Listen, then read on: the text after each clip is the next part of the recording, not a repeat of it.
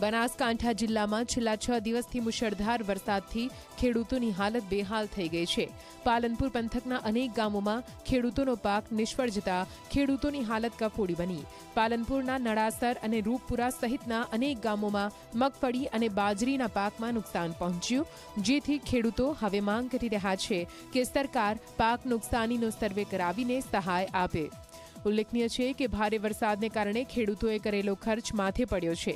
આજે ખેડૂતોએ પાક નુકસાનનું વળતર મળે તે માટે કલેક્ટર કચેરીએ રજૂઆત કરી હતી।